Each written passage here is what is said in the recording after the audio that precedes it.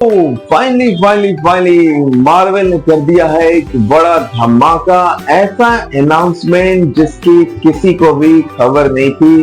कोई भी ये सोच नहीं सकता था कि एवेंजर्स एंड गेम के बाद इस तरह का बड़ा धमाका मार्वल करेगी और एवेंजर्स को वापस लेके आएगी।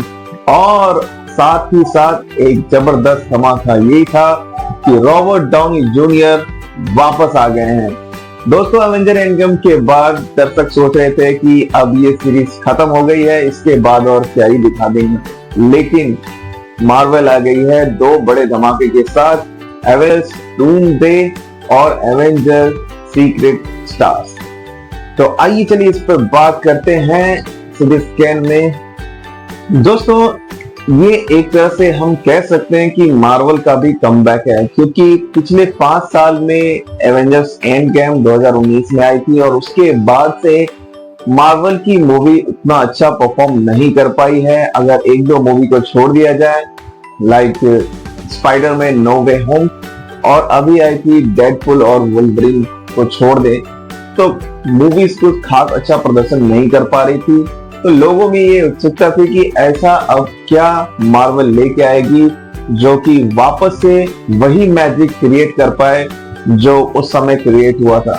तो हियर गाइस, वो लेकर आ चुके हैं एवेंजर्स की नई सीरीज, एवेंजर्स डूम्सडे और एवेंजर सीक्रेट स्टार के साथ। दोस्तों, 2015 में फैंटास्टिक फोर में हमने विक्टर यानी कि डॉक्टर डूम को देखा था एज ए विलन, और उसी कैरेक्टर को अब निभाएंगे Robert Downey Junior as a villain.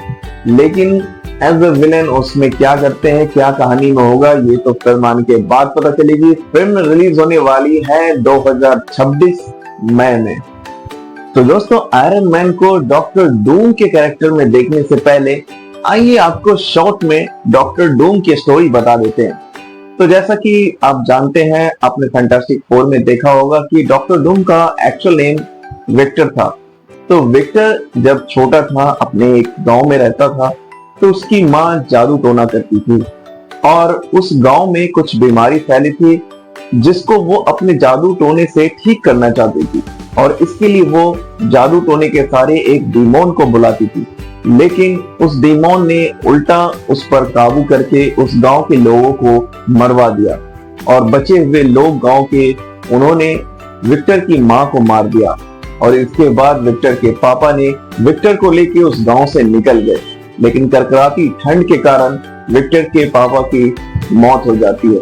इसके बाद विक्टर साइंस और जादू टोनों को मिलाकर कुछ ऐसा इन्वेंट करता है जिससे वह उस हेल में चला जाता है जहां पर उस डीमोन ने उसकी मां को कैद कर रखा है, और वो अपनी मां को बचाने के लिए वहां चला जाता है।